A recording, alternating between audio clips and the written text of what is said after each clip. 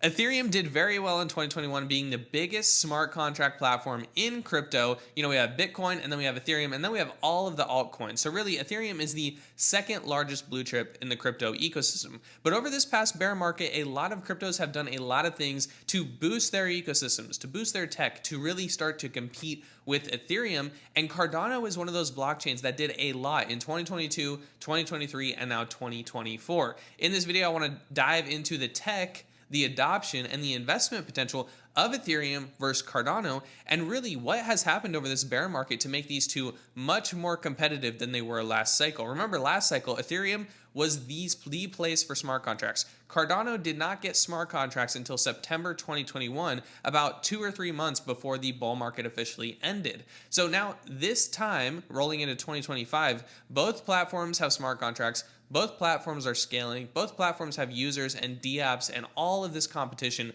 How are they going to stack up against each other in 2025? Well, the first big place that you want to look at when you're comparing these blockchains from a fundamental perspective is their technology. How do these things work on a fundamental level, and how do they compare and contrast? So both of these blockchains are now proof of stake, which means you have tokens, you stake them to validators, validators validate transactions, and for staking, you get a little bit of a reward. Now, there are some differences in how this staking works and how the models work on each blockchain. So let's just break it down so you have a better idea. Now, the first big thing about staking on each chain is that Ethereum has locked staking. So this is very traditional with some blockchains is locking stake in order to boost TVL. On Ethereum, there's some options where you don't have to stake as long, but even if you stake to a provider like Lido, you still have to stake and lock for a couple of days because they have a withdraw queue, which can take a couple of days to happen. It can take a couple of days to get the Ethereum back in your wallet. Also, when you stake on Ethereum, you put your coins on a platform and expose yourself to smart contract risk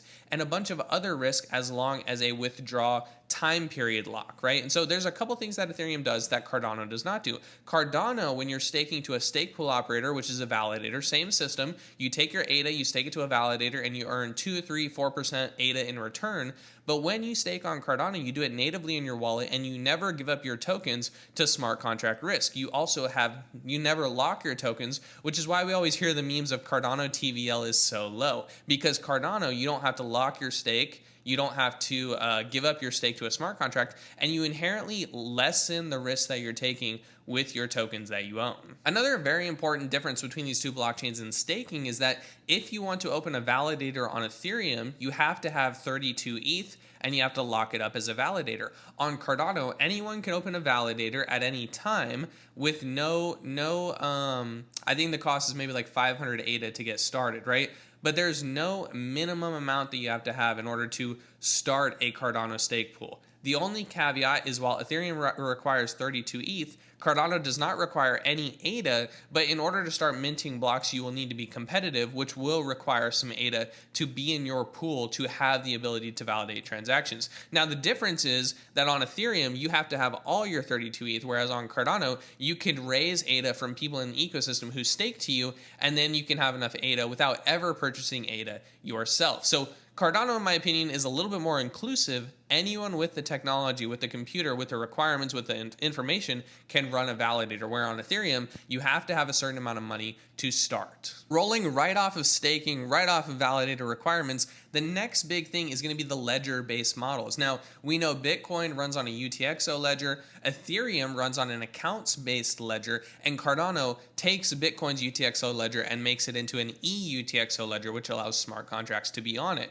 So what is accounts-based for Ethereum and what is UTXO based for Cardano? And what are the differences? What are the pros and cons? Because both of them do have pros and both of them do have cons. Now, Ethereum, we know Ethereum is a very easily programmable blockchain. People can spin up dApps very quickly, and users have a very simple time to get started, right? Developers have a simple time. That's where we get this EVM style programming and where people are copy pasting code and making new blockchains off of EVM style. And everything wants to be EVM compatible. This is because of the accounts-based model.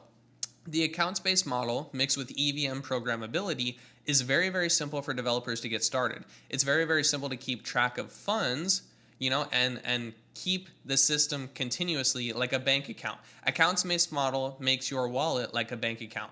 The UTXO model on Cardano, on the other hand, is a little bit harder to get started with. It's a little bit harder for developers to get started with, and it's a little bit harder to program with. But the UTXO model comes with benefits that the Ethereum model doesn't have. So the Ethereum accounts-based model, super programmable, super developer friendly to use, super easy to keep track of, right? It's like a modern day bank account. Cardano's UTXO model has other benefits though in privacy. Because of the way that inputs and outputs in the unspent transaction model work, it's harder for people to possibly track all your inputs and all your outputs, and so you have a little bit more privacy.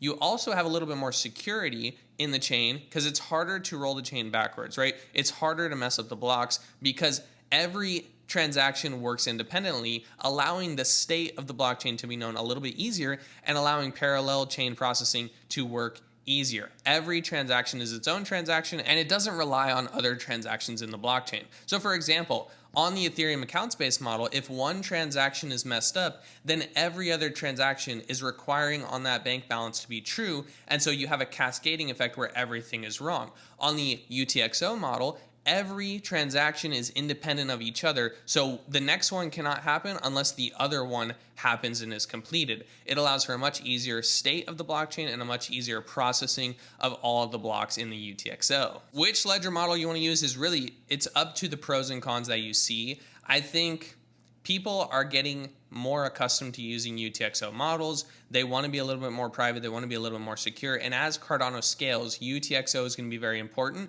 because you can batch a lot of transactions at once.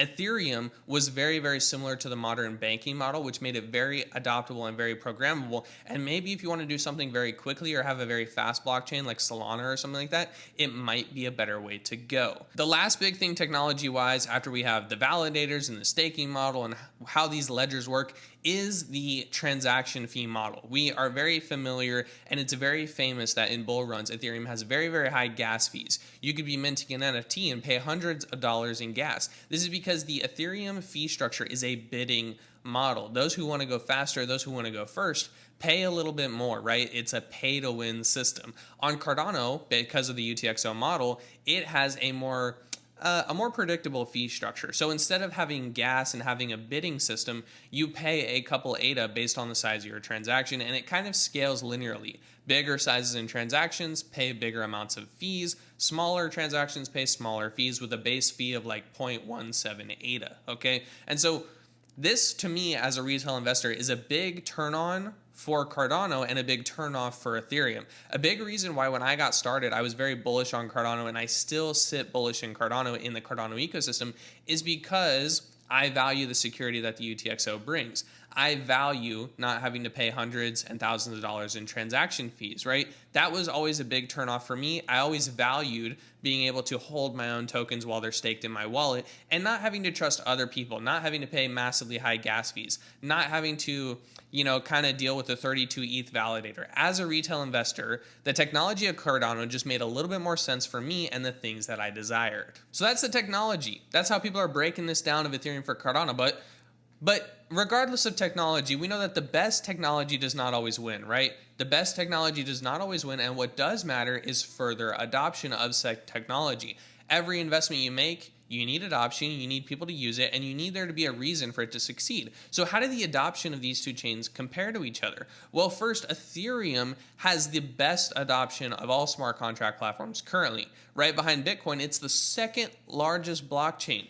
And it is the largest smart contract platform in all of the crypto verse. Ethereum did have that first mover advantage, and it did have smart contracts first, and therefore every NFT project, every developer, every DApp, every venture capitalist fund wanted to be on Ethereum, right? They wanted to be where the action was. They wanted to be where the money was. And therefore Ethereum has more users, it has more TVL, it has more DApps, and it has more investors. Cardano, on the other hand, was a little late to the smart contract game in 2021. And I think that's going to be the same for some projects in 2025. Like, for example, I think a good project that's going to be a little undervalued because of the smart contract capabilities is going to be Caspa. I think it's a little behind on smart contracts, and I think it could have capitalized better in 2025 if it had that smart contract. So maybe next bear market, you might want to look at Caspa and the Caspa ecosystem. But we're talking about Cardano, right? What is Cardano doing? In 2021, Cardano really lacked that adoption. It didn't have smart contracts, so it didn't have DApps, and it didn't have dApps and tokens to raise money, and it didn't attract venture capital because of those things. But now Cardano is trying to fix them, and it has been fixing them over the last bear market. In 2025, Cardano is still a little less mature than the Ethereum ecosystem, but it has pivoted. It's pivoted to adoption in places where Ethereum is not. So we see Ethereum doing really well in America, really well in Europe, really well in Asia, right? It is the commonplace of the common spots that investment capital is, right? We see that adoption. We see those NFT communities and projects, right? Cardano's taking a little bit different approach. It is going down to Argentina to raise awareness there. It's over in Africa to raise awareness there. And it is finding different pockets in the world where it can get different levels of adoption for a longer term global approach. Yes, Cardano has less dApps that are trying to do more. It has less total value locked because of the way the system works, and has less NFT projects and almost zero venture capital. But Cardano still is being adopted by people, still hanging around in the top 10 cryptocurrencies, and so it has enough adoption to still be a relevant player.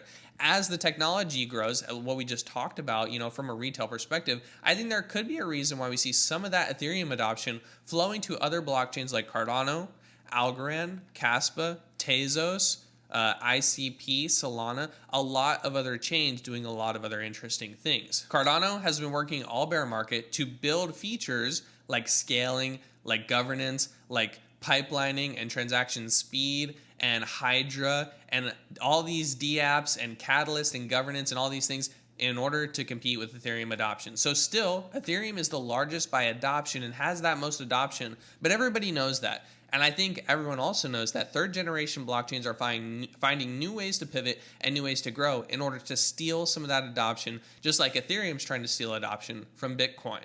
Technology, adoption, they're all great. But at the end of the day, everyone in crypto wants to make a little bit of money, right? We want to make some money. We want to retire our bloodline. We want to get that cool new Lamborghini and all that fun stuff, right?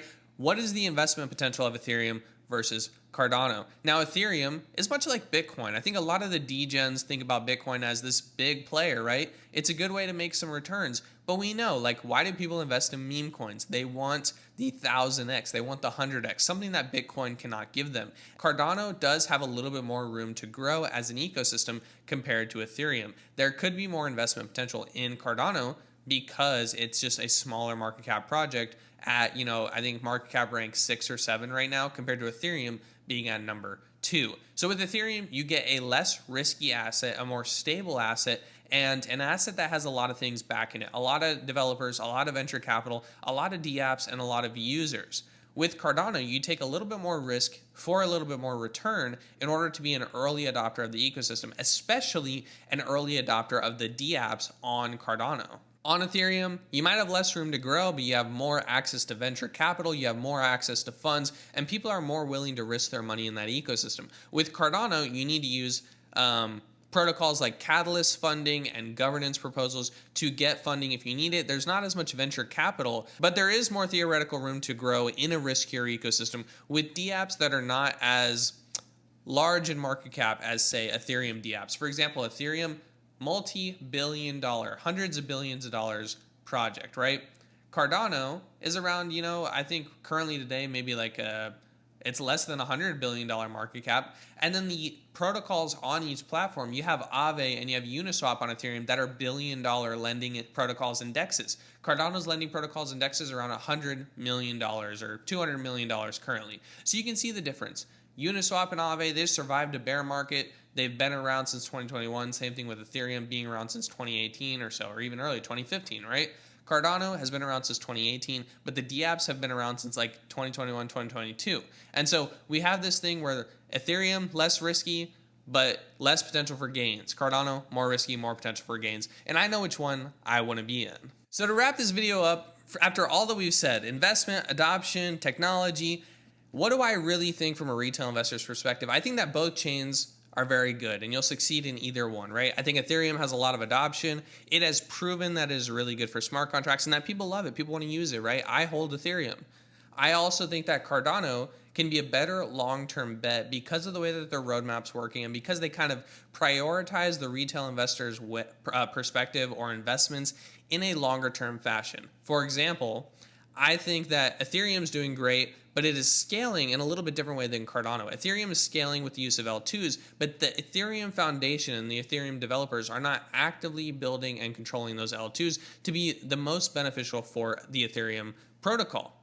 Cardano, on the other hand, is taking scaling in its own hands, and it has a scaling roadmap. So the Cardano blockchain's there, but then also the Cardano developers, IOG, Cardano Foundation, and everyone that they employ through governance, they are building the L2s themselves. They are building Hydra themselves. They are building side chains and Midnight themselves. So it's very, very interesting and very, very different, where you have Ethereum scaling with other companies who are building L2s, whereas Cardano is scaling within its own self as a part of the blockchain roadmap. Now, if you're a retail investor like me, I think Cardano could benefit you more because you have control of your stake, you have control of your funds, you have control of your wallet, right? You are not required to lock your stake. There are open, anyone can run a validator. There's no validator requirements. There's no gas fees. There is more room for the investment to grow, but you take a little bit more risk. So it really just comes down to what you think is more important. Do you think a bigger blockchain that's less risky, or do you want to take a little bit more risk, but have some features that might be better for the retail public? For me, I hold both tokens. I respect Ethereum and Cardano, but when I first got in crypto, and even still today, I thought Cardano checked more of the boxes that interested me because I didn't want to lock my stake. I didn't have the money to pay giant gas fees. I didn't want to be in an ecosystem where you had to have 32 ETH to be a validator, because that feels less decentralized than Cardano, where anyone can run a validator, right? I also personally wanted to get a little bit more investment return and was willing to take the risk in the Cardano ecosystem, which so far has been good for me. You know, I think Cardano is okay that it's less mature because I want to be in a governance process where my ADA has a say. I want to be in a process where scaling is happening in 2025. I want to be in a process where we are prioritizing academic research and security and the long-term vision. I think Ethereum is great, and I think it will be around forever, just like Bitcoin. But Cardano to me is a little bit sweet, and it is a little bit of a different flavor that is doing some really interesting things that I think really help the retail investors. That is my breakdown of Ethereum versus Cardano. That is why I hold both tokens. My Ethereum balances my Cardano balances my Ethereum. But to me, as a retail investor, I think I have more possibilities for a better crypto experience in the Cardano ecosystem because of the things that we talked about. That is my Ethereum versus Cardano breakdown. I love them both, love both projects, but to me, Cardano is just a little bit better for the retail investor because of the things we talked about in this video. I'd love to hear your opinion in the comments. Which one do you like more, Ethereum, Cardano, maybe a different blockchain that we need to cover, a third blockchain? Let me know in the comments. We'd be happy to discuss it out. Really hope you enjoyed the video, and we will definitely see you in the next one.